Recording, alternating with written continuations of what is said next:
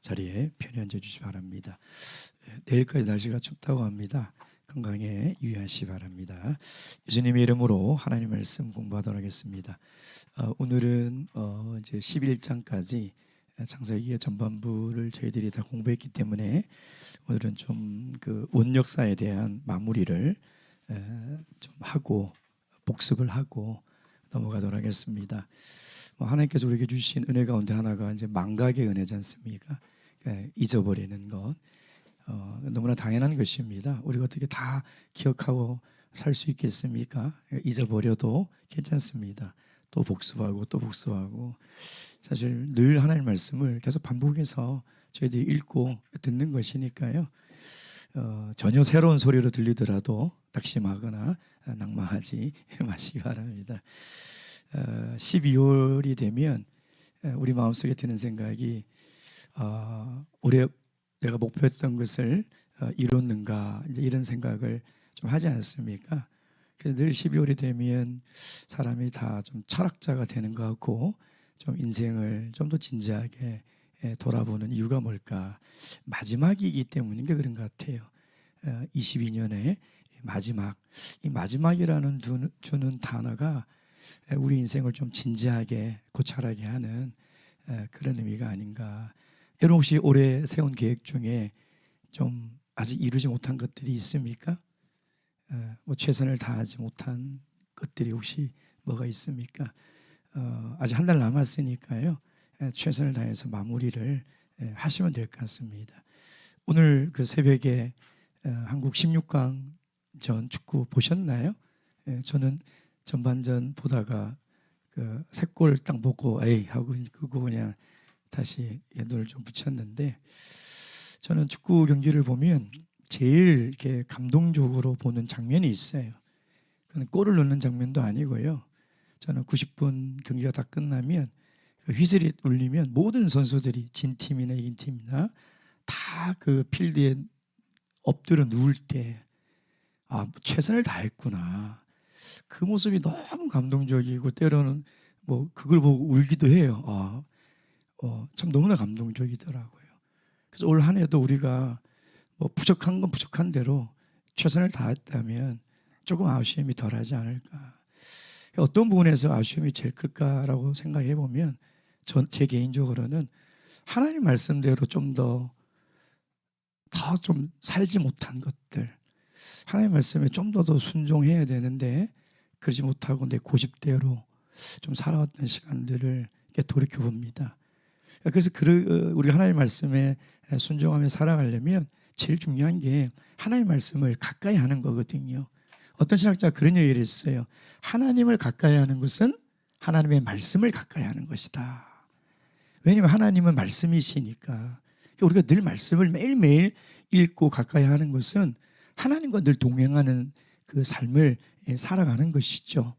그래서 마지막 12월 달에 여러 가지 목표가 있었겠지만 그래도 말씀을 읽는 그 목표는 최선을 다해서 잘 하시면 좀 후회가 없지 않을까라는 생각이 들고요. 이번 주에 우리 한 성도님이 성경 통독을 하셨는데 그분이 그랬대요. 하나님의 말씀이 꿀처럼 달다. 그런 거 혹시 느껴보신 분 있나요? 솔직히 하나님의 말씀 읽는데 진짜 꿀처럼 달다. 많이 있으신 것 같아요. 참 그 얘기를 듣고요. 너무 감사하더라고요.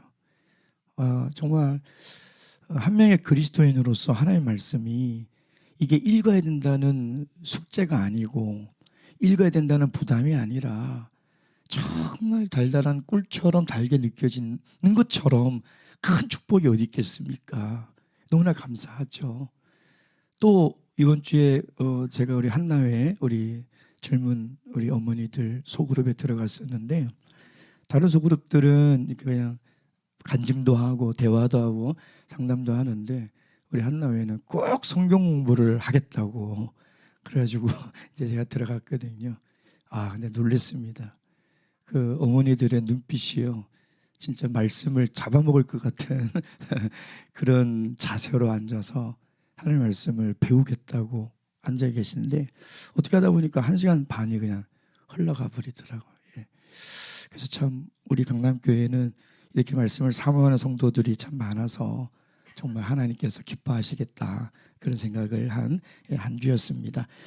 오늘 전체적으로 1장부터 11장까지 중요한 키포인트만 복습을 또 하고 넘어가야 12장부터 이어지는 내 인물에 대해서 우리가 좀 더 자세히 알 수 있을 것 같습니다. 이제 우리가 창세기는 모세 오경이 있죠. 모세 오경 중에 첫 번째 책이지 않습니까? 모세 오경은 모세가 기록한 5권의 책인데 창세기는 뭐냐면 하나님의 약속을 받는 책이에요. 출애굽기 뭐냐면 그 약속에 따라 구원을 경험하는 책이죠. 레위기는 뭐냐면 이제 구원을 받은 하나님의 백성들이 거룩한 삶을 살아가는 그 안내서, 그게 레위기거든요. 예배와 제사에 대한 그 안내서를 가지고 어디를? 광야를, 누가? 하나님이 인도하는 광야를 걸어가는 거죠. 그리고 마지막 신명기는 뭡니까? 그 약속의 땅에 대한 비전을 가지고 하나님의 말씀에 순종하며 살아가라는 거예요. 이게 모세 오경에 이어지는 하나님의 이야기거든요. 이 모세 오경은 지금 광야를 지나는 이스라엘 백성들에게 주는 말씀이에요. 동시에 오늘 저 천국을 향해 걸어가는 모든 그리스도인에게 주시는 하나님의 말씀이 모세 오경이라는 것이죠. 그래서 우리 신앙에 있어서 모세 오경은 기본 중에 기본이에요. 이것을 탄탄하게 잘 세워놔야 되는데 모세 오경을 기록한 목적이 있습니다. 3가지예요. 첫째는 하나님이 누군지를 알아야 돼요. 왜냐하면 이스라엘 백성들이 끊임없이 요구하는 게 뭐냐면 도대체 하나님이 누구냐 계속 물어보거든요. 궁금하잖아요. 눈에는 안 보이고 형상도 없는데 하나님 도대체 누구냐. 모세도 그게 궁금했거든요. 도대체 누가 너를 보냈냐고 하면 내가 뭐라고 대답합니까? 하나님이 누구냐에 대해서 알아야 되는. 2번째 뭐예요? 우리가 갈 가나안 땅이 도대체 어떤 곳이냐. 3번째 우리 도대체 누구냐는 것이죠. 그래서 모세오경 그걸 알려주는 거죠. 특별히 창세기에서 하나님은 어떤 분이라고 이야기합니까? 창조주 하나님이라는 거예요. 창조주 하나님. 그걸 얘기하는 거죠. 그리고 가나안 땅은 어떤 땅이라고 이야기하고 있습니까? 창세기에는요. 하나님이 약속한 땅이라. 그래서 창세기 마지막 50장에 보면요. 요셉의 그 해골을 가지고 올라가는데 요셉이 죽기 전에 유언했던 게 뭐예요? 하나님이 약속한 그 땅으로 나를 데리고 가라. 이러고 창세기 50장이 마친다는 거죠. 그러니까 창세기 50장은 뭐냐면 약속의 땅은 가나안 땅은 하나님이 약속한 땅이래. 그러니까 우리가 반드시 거기를 가야 된다는 거죠. 그럼 이스라엘 백성 나는 누구? 나는 누구냐? 복의 근원이라는 거예요. 하나님이 너희들을 복을 주려고 창조했고 아브라함을 부른 이유는 복을 주려고 했다는. 그러니까 너희들에게 복을 주려. 그 복은 우리가 꿈꾸는 그런 복이 아니라 영생의 복, 구원의 복, 하나님과 동행하는 그 복이라는 거죠. 그러니까 이 3가지 사실을 그 가나안 땅을 향해 가는 이스라엘 백성들이 알아야 되는 것은 물론이지만 오늘 우리도 이걸 알아야 돼요. 그래서 하나님이 누군지를 알아야 돼요. 하나님이 어떤 분인지. 이것처럼 중요한 게 어디 있겠습니까? 또한 우리가 가야 될 곳이 도대체 어떤 곳인지 알아요. 그냥 막연하게 천국은 좋은 곳이다. 그런 것이 아니라는 것이죠. 정말 하나님이 약속하신 그 천국, 하나님의 나라가 어떤 곳인지를 알아야 되는 것이죠. 그래서 하나님은 하나님에 대해서, 천국에 대해서, 또 그리고 그리스도인에 대해서, 이 정체성에 대해서 성경을 통해서 나타내고 있잖아요. 그걸 뭐라고요? 계시. 그 성경을 계시의 책이라. 성경을 통하지 않고는 알 수가 없어요. 왜냐하면 성경이 보여주는 대로 우리는 그것을 믿고 하나님에 대해서, 천국에 대해서, 우리 그리스도의 정체성에서 알아가는 거죠. 그럼 창세기는 어떤 책입니까? 기원의 책, 시작의 책이죠. 그 말은 뭐냐면 하나님의 역사는 시작이 있으면 반드시 끝이 있다는 거예요. 절대 우리 기독교 역사는 순환이 아닙니다. 그러니까 모든 것의 시작, 우주가 어떻게 시작됐고 사람이 어떻게 시작됐으며 죄는 어떻게 시작됐고 죽음은 어떻게 시작됐는지 그 시작을 알려주는 책이 바로 창세기라는 거죠. 2번째 창세기는 뿌리와 같은 책입니다. 뿌리는 뭐냐면 근원이죠. 근원. 그러니까 우리 인생의 모든 문제에 나타나는 현상을 가지고 우리가 고민하면 답이 없어요.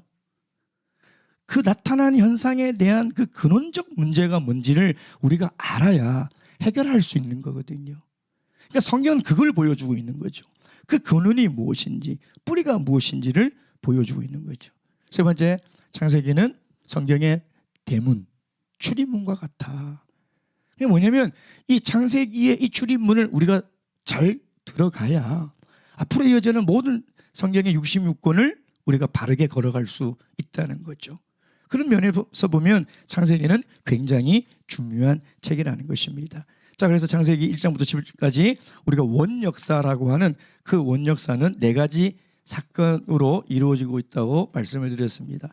천지 창조, 인류 창조, 인간 창조, 인류 타락, 그다음에 노아의 홍수, 그다음에 바벨탑 사건. 그렇죠. 그래서 천지 창조는 1장 2장인데 1장은 만원경으로 본 것이라면 2장은 현미경으로 본 거죠. 그래서 천지 창조 1장은 뭐냐면 우주의 창조죠. 그죠? 6일 동안 하나님이 빛과 어둠을 만드시고 하늘과 바다를 만드시고 땅을 만드시고 그다음에 해와 달을 만드시고 뭐 새와 물고기를 만드시고 식물을 만드시고 인간을 만드시고 이렇게 서로 대칭이 되게끔 공간을 만드시고 그 공간을 채울 수 있는 것을 만드셔서 창세기 1장에 보면 굉장히 계획적이고 7이라는 패턴이 반복되고 7이 계속 나온다고 말씀을 드렸잖아요. 그러니까 하나님의 우주의 창조는 굉장히 계획적이고 완벽한 창조였다는 것을 우리에게 보여주고 있는 것이죠. 그렇죠. 그리고 이 창조의 클라이막스, 창조의 완성은 안식일이다. 이런 말씀을 드렸습니다. 안식일. 그래서 이 안식일은 독특한 것이 뭐냐면 시간에 복을 주었다고 그랬죠. 시간에.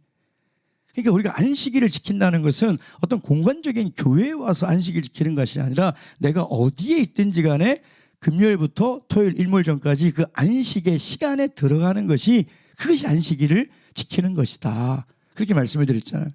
그래서 6번째까지는 다 보시기에 심히 좋았다. 보시기에 심히 좋았다. 안식일 말은 뭐냐면 거룩한 날이다. 창세기에서 거룩이라는 단어를 쓴 곳은 딱 한 곳이에요. 안식일.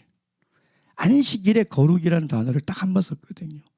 그러니까 이 안식은 뭘 이야기합니까? 영원한 안식을 이야기하는 거잖아요. 그러니까 우리가 안식일을 지키는 것은 뭐냐면요. 앞으로 우리가 영원한 안식을 지킬 준비를 하는. 그러니까 지금 이 땅에서 안식일을 지키지 못하면 영원한 안식은 못 들어가는 거예요. 그래서 안식일이 계명에 들어가 있고 우리 오대교에 들어가 있는 게 뭐냐면 이거 율법을 지키라는 것이 아니에요. 영원한 안식을 들어가려면 지금부터 매주 안식일에 들어가야 된다는 거예요. 그래서 우리 일주일 삶에 있어서 안식일을 지키지 않는 삶은 아무 의미가 없어요. 그것이 하나님께서 우주를 창조하시고 천지를 창조하신 마침표라는 거예요. 그러니까 뭐냐면 내가 아무리 열심히 살아도 안식일을 지키지 않으면 그 모든 인생은 의미가 없어지는 거죠. 왜? 완성이 되지 않기 때문이라는 거예요. 그만큼 안식일이 중요한 거예요. 그 두 번째 2장에 뭡니까? 인간의 창조죠. 인간을 어떻게 만드셨는가? 하나님의 형상에 따라 만들었다고 그랬죠. 그래서 베드로 사도가 베드로전서 2장에 뭐냐면 왕 같은 제사장이다. 그리고 여자를 갈빗에서 취해서 평등한 존재로 만들었다. 그렇게 이야기하고 있죠. 또 인간은 또 어떤 존재라고 말씀을 드렸습니까? 인간은 하나님의 대리 통치자. 하나님께서 모든 것을 청지기로 맡겨서 그것을 관리하고 그리고 하나님과 영적 교제가 가능한 그런 존재로. 그러니까 인간을 굉장히 특별한 존재로 만들었다는, 동물들과는 다른 그런 영적인 존재로 그 생기를 불어넣어 생명으로 만들었다. 이렇게 말씀을 드렸습니다. 그리고 뭘 만듭니까? 에덴 동산을 만들. 에덴 동산은 기쁨이란 뜻이죠. 근데 이것은 최초의 교회예요. 최초의 교회. 최초의 이 교회의 원형의 모습을 우리에게 보여주고 있다. 그런 말씀을 드렸습니다. 그래서 이 에덴 동산을 통해서 네 강이 전 세계로 흘러가서 하나님의 생명이 이어지는. 근데 제가 그런 얘기 들었습니다. 에덴 동산은 성막과 성전의 원형이다. 그렇다면 아담은 어떤 존재라고 그랬습니까? 제사장. 이 성막을 잘 지키는, 그렇죠? 지키는 제사장이네. 그러니까 제사장에게 하나님께서 뭘 주셨냐면 계명과 율법을 주셨죠. 그 율법이 뭐예요? 선악과를 먹지 말라는 거예요. 선악과를 먹지 말라는 거죠. 그러니까 하나님의 나라의 기원이 이 에덴 동산이죠. 왜냐하면 하나님의 백성은 아담과 하와, 율법은 선악과를 먹지 말라. 이 단 하나. 그리고 땅은 뭐예요? 에덴 동산이죠. 그것이 출애굽에 하면 어떻게 봅니까? 하나님의 백성은 이스라엘 백성, 땅은 어디예요? 가나안. 율법은 뭐예요? 십계명이죠. 그러니까 하나님 나라는 이렇게 하나님의 백성과 땅과 하나님의 율법으로 이루어지는 그 원형을 이야기를 지금 하고 있다는 것이죠. 그래서 선악과를 통해서 인간과 하나님은 어떤 관계다? 언약적 관계라는 거예요. 이게 굉장히 중요해요. 하나님과 우리가 언약적 관계. 이 말은 신뢰의 관계. 그래서 믿음. 그래서 우리가 신앙생활하면서 계속 믿음을 강조하고 믿음 생활한다. 믿음이 좋아야 된다. 왜 그런 얘기를 하냐면 하나님과 우리의 관계가 신뢰의 관계이기 때문에, 언약적 관계이기 때문인 거죠. 그래서 믿음이 제일 중요한 거예요. 우리가 하나님을 믿을 때는요, 믿음이 제일 중요해요. 그럼에도 불구하고 이 선악과에 이 한 가지의 율법을 주신 이유는 너희들이 아무리 뛰어나도 너희들은 피조물에 불과하다. 흙의 존재에 불과하다. 창조주 하나님은 하나님이시다. 그걸 잊지 말라는 것이죠. 그걸 지금 이야기를 하고 있습니다. 자, 그런데 어떻게 됩니까? 인류가 타락을 하게 되죠. 예, 사탄이 거짓말을 합니다. 세 가지를 거짓말해요. 첫째, 하나님에 대해서 거짓말하죠. 사탄이 와서 뭐라 그래요? 하나님이 에덴 동산의 모든 실과를 먹지 말라 하더냐. 그게 뭐냐면 하나님 인간이 누리는 기쁨을 다 빼앗아가는 분처럼 왜곡시키죠. 두 번째 뭐예요? 하나님의 말씀을 왜곡시키잖아요. 이 수법이 그래요. 질문하고 의심하게 하고 부정하잖아요. 그러니까 결코 죽지 않으리라. 결국 하나님의 말씀을 왜곡시키는 거죠. 그러니까 우리의 신앙을 흔들 때는요, 마귀가 항상 쓰는 패턴이 똑같아요. 하나님에 대해서 왜곡시키는 거예요. 야, 하나님은 그런 거 안 들어주실 거야. 하나님은 외면하실 거야. 하나님에 대해서 계속 왜곡을 시키고 하나님 말씀에 대해서 왜곡시키고, 세 번째는 인간에 대해서 왜곡하는 거죠. 인간. 그러니까 인간이 어떤 존재라고 그래요? 선악과를 먹으면 눈이 밝아져 하나님처럼 된다. 이게 뭐냐면 모든 인간에 있는 그 욕망을 툭 건드리는 거예요. 모든 인간이 가지고 있는 욕망이 뭐예요? 저 여러분도 마찬가지잖아요. 내 인생은 내가 한번 살고 싶은 거예요.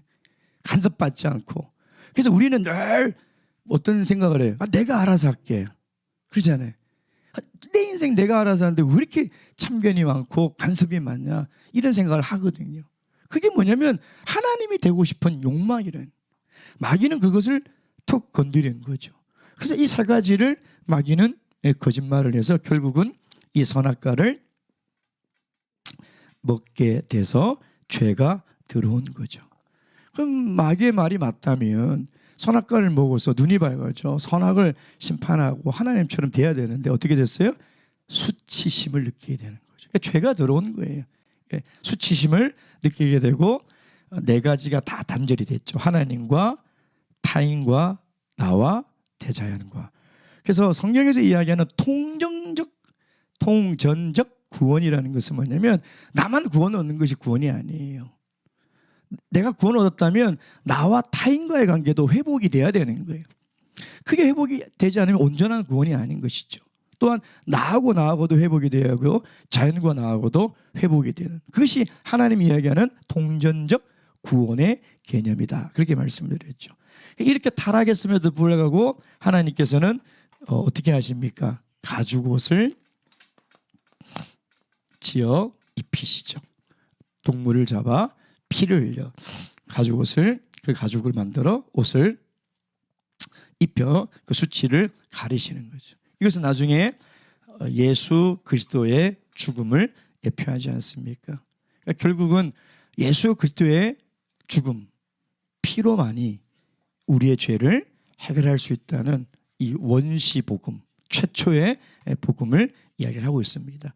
그래서 이렇게 아담의 이 불순종으로 들어온 이 죄가 어떻게 됩니까? 이제 확장이 되죠. 누굴 통해서요? 가인을 통해서. 그러니까 죄가 들어왔는데 가인이 미워하고 살인하고 그러니까 이 죄가 가인의 후손들에게 퍼져나가서 나중에 라멕은 죄를 두려워하지 않잖아요. 죄를 내가 더 많이 죽였다고 자랑하잖아요. 예. 그러니까 죄에 대해서 무서움이 없어지는 거죠. 결국 이 죄가 어떻게 해요? 이제 노아 시대 때 온 세상에 만연해 버린 거죠. 그러니까 죄가 그렇게 무섭다는 거예요. 이 한 사람의 불순종의 죄가 결국은 노아 시대 가서는 온 땅의 죄가 다 충만해 버리는, 만연해 버리는 그런 시대로 가버렸다는 것입니다. 그래서 이제 노아의 홍수의 이제 이 세 번째 이 사건을 보면, 사실 노아 이 홍수의 대사건은 지금까지 인류 역사의 어떤 사건보다도 가장 큰 사건이죠. 뭐 2차 대전에 대자연 뭐 스탄성 지진이라든지 저 칠레 지진이라든지 참 많은 인명이 피해를 입었지만 노아의 대홍수만큼 많은 사람이 죽은 사건이 있습니까? 단 8명을 제외하고는 다 물에 잠겨 죽었으니 사실 노아의 이 홍수 심판은 우리 지금까지 인류 역사에 있어서 가장 두렵고 가장 큰 사건이라는 거예요. 근데 우리는 어떤 오류를 범하냐면 이 노아 홍수 사건은 과거에 있었던 사건이야, 이렇게 그냥 과거의 역사로 읽고 지나가 버린다는 거죠. 근데 절대 그렇지 않다는 거예요. 예수님이 마태복음에서 계속 이야기하는 게 뭐예요? 말세의 때는 노아의 때와 같을 것이다, 이 말이에요. 그 말은 뭐냐면 노아의 홍수는 죄에 대한 중간적인 심판이에요. 노아 시대 때 죄가 이렇게 만연해서 내가 심판을 이렇게 했는데 최후의 심판도 내가 그렇게 할 것이라는 거예요, 이 불로. 그러니까 노아의 심판을 통해서 우리는 뭘 준비해야 됩니까? 마지막 최후의 심판을 준비를 해야 돼요. 그러니까 노아 홍수 심판이 그냥 지나간 과거의 인류의 역사의 한 자락으로 지나가는 것이 아니라 하나님의 노아 홍수를 보여주는 것은 마지막 심판 때도 그럴 거라는 거예요. 그걸 보여주는 것이죠. 예. 근데 심판의 원인이 뭐라고 그랬습니까? 하나님께서 왜 노아의 홍수로 심판했다고 그랬습니까? 하나님의 아들들의 타락. 오늘날로 보면 우리 그리스도인이죠. 제가 그때 그런 말씀드렸잖아요. 노아 시대 때나 지금이나 세상 사람들의 죄는 사실 똑같아요. 노아 시대 때도 이미 지금처럼 이 죄가 만연했어요. 별 큰 차이는 없어요. 하나님이 이 심판의 바로미터, 이 기준점은 뭐냐면 하나님의 아들들, 그러니까 하나님의 백성들이 타락하고 하나님의 백성들이 불신앙으로 살아가는 것, 그것을 통해서 하나님은 이 인류를 심판하신다는 것이죠. 결국은 하나님의 아들들이 사람의 딸들을 보고 혼인하는 그 이야기를 하고 있지 않습니까? 근데 하나님께서는 이 노아 홍수의 심판 속에서도 하나님은 구원의 계획을 가지고 계시죠. 그게 뭡니까? 방주를 통해서 방주. 그러니까 창세기에 보면 그 방주의 설계자가 하나님이라고 우리에게 이야기를 하는 것은 뭐냐면 구원의 계획은 하나님이 만드시는 거예요. 우리는 알 수 없어요. 하나님이 왜 이런 사각형 모양의 방주를 만들어서 저걸로 구원하시지? 우리는 사실 궁금은 하지만 물어봤자 소용이 없어요. 믿을 수밖에 없는 거죠. 그러니까 우리가 이 시대에도 궁금한 게 뭐냐면 하나님은 왜 참교회만 구원을 있다고 하시지? 왜 하나님은 이 교회를 통해서 인류를 구원할 계획을 가지고 계시지?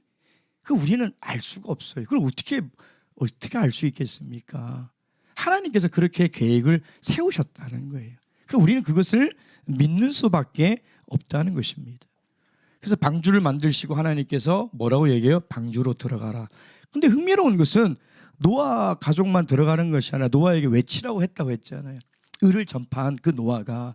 그러니까 이제 하나님이 물로 심판하니 다 방주로 들어가세요라고 한 거죠. 그러니까 하나님은 구원에 대해서 초청하고 동시에 명령을 하는 거예요. 명령을. 기억나십니까? 제가 그래서 노아의 이 홍수 심판 전에 가장 우리 인생의 중요한 질문이 뭐라고 그랬습니까? 내가 지금 방주 안에 있느냐 없느냐. 이게 제일 중요한 거랬죠. 그러니까 오늘 우리가 신앙생활하면서 내가 이 교회 안에 있느냐 없느냐는, 그러니까 우리 교회가는요 교회가는 구원관이에요. 왜? 하나님은 교회를 통해서 구원을 하실 계획을 만드셨기 때문에 이건 어쩔 수가 없어요. 그러니까 내가 교회에 속해 있어야 돼요. 말세의 참교회에 속해 있어야 내가 구원을 이룰 수 있는 거예요. 왜 그래요? 몰라요. 하나님께서 그렇게 만드셨어요. 그때 우리는 그걸 믿고 누가 막 떠밀어내도 절대 나가면 안 돼요. 어떻게 나가면 큰일 나는데. 그래서 교회에 붙들어 매고 있어야 된다는 거죠. 그래서 이제 이게 심판이 다 끝나고 노아가 방주에서 나와서 제일 처음 한 일이 뭐라고 그랬습니까? 하나님께 제사를 드렸죠. 예배를 드렸죠. 그 예배를 하나님께서 흠양하시고 8장 21절 22절에 보면 하나님이 그런 말을 했다고 그랬죠. 사람의 계획하는 바가 다 악하지만 내가 이제 심판하지 않겠다. 그러니까 앞뒤가 맞지 않는 말씀을 하나님께서 하셨다. 그래서 어떤 신학자는 창세기 8장 20절 21절을 기준으로 전과 후를 나눈다고까지 제가 말씀을 드렸습니다. 그러니까 그 말은 뭐냐면 인간은 원래 악하구나. 인간은 어릴 때부터 생각하고 계획하는 것이 악하다는 거예요. 마음에 계획하는 모든 것이 악할 수밖에 없구나. 그러니까 하나님이 그걸 아시죠. 어쩔 수 없어요. 우리 인간은 그런 존재라는 거예요. 그래서 하나님이 이제는 다시는 이 물로 심판하지 않게 하나님의 심판의 계획이 유턴이 되는 바꾼 거죠. 이렇게 해서는 인간을 변화를 못 시킨다는 거예요. 인간은 절대 그렇게 변화 못. 노아 홍수 심판 이후에 얼마 되지 않아서 그들이 한 게 뭐예요? 바벨탑이잖아요. 안 돼요. 우리 인간은 조금만 놔둬도 안 돼요. 죄를 짓기를 알고도 짓고 모르고도 짓지만 그걸 어떻게 할 수가 없는 거죠. 그래서 결국 하나님께서 이 구원의 계획을 바꾸시는데 결국은 노아 홍수 사건 이후에 얼마 지나지 않아 바벨탑의 사건을 보여주는 게 뭐냐면 인간들이 이렇게 악하다는 거예요. 그래서 바벨탑을 쌓죠. 바벨탑을 쌓는 두 가지 이유가 뭐라고 그랬습니까? 뭐라고 그랬죠? 이름을 내고 흩어짐을 면하자. 그러니까 이름을 낸다는 것은 내 이름을 세계 만방에 떨치자 이런 게 아니라 우리 스스로 우리를 구원하자. 그러니까 인본주의, 자력구원, 스스로 하나님이 되고 스스로 인생의 주체가 되어서 살아가보자 라는 거예요. 라는 거죠. 흩어짐을 면하자는 것은 무슨 얘기를 했습니까? 하나님을 대적하는 거라고 그랬죠. 하나님의 명령은 땅에 충만하고 흩어지라는 것인데 안 흩어지면 하나님을 대적하는 거잖아요. 그러니까 하나님이 교회를 통해서 복음을 땅끝까지 전하라고 흩어지라고 했는데 안 흩어지고 우리가 가만히 있으면 하나님을 대적하는 거예요. 하나님의 말씀을 불순종하는 거예요. 무서운 거죠. 그러니 우리도 하나님의 명령에 따라 복음을 들고 땅끝까지 가야 되는 거예요. 결국 이 바벨탑은 그 인본주의의 문명과 인본주의의 종교의 끝판왕을 우리에게 보여주고 있다.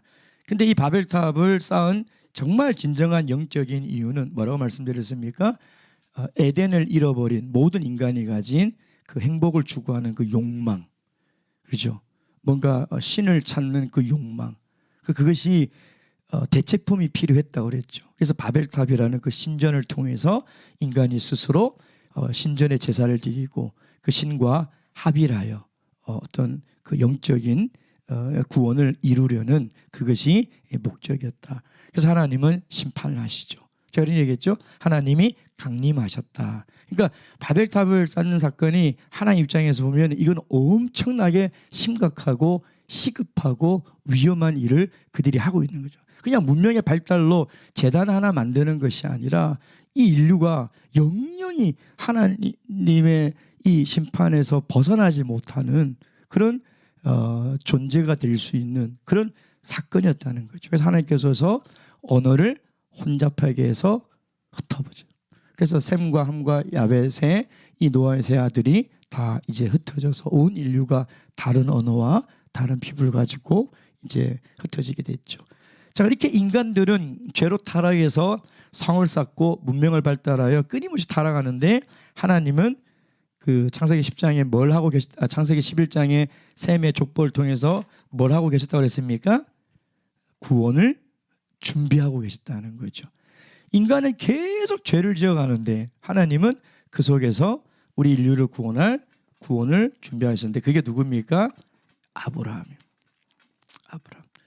그래서 제가 그 창세기 그 개론할 때 그런 말씀을 드렸는데 창세기 1장부터 50장까지 가장 중요한 연결고리가 창세기 12장이다. 창세기 12장이 제일 중요한 연결고리다. 이렇게 말씀을 드렸죠.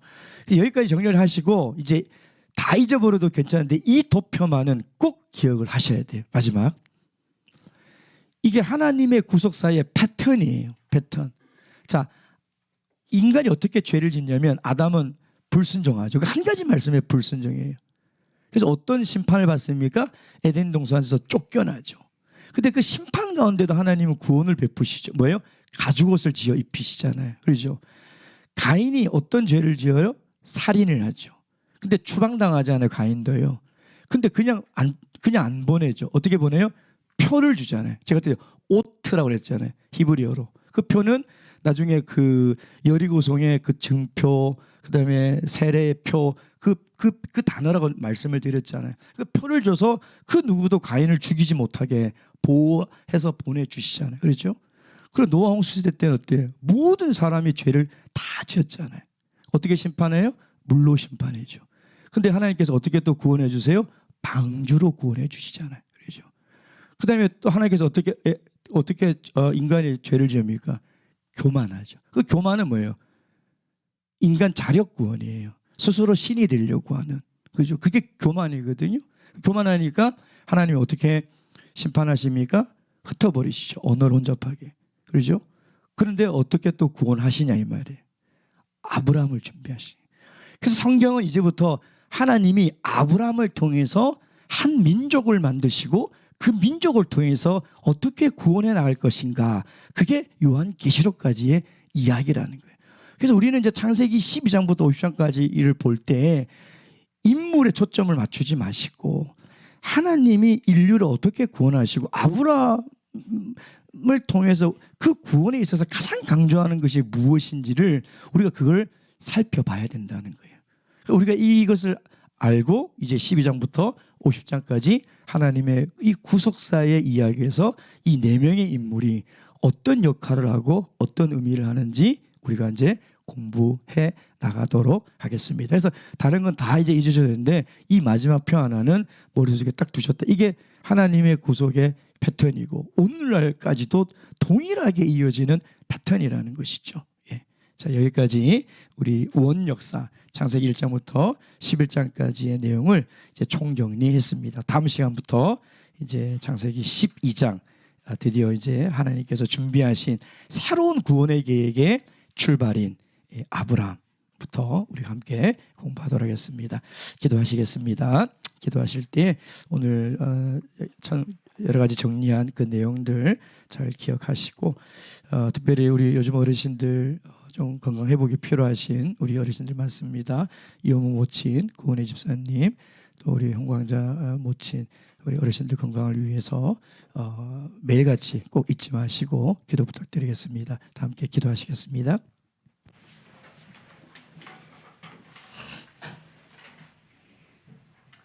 할렐루야. 우리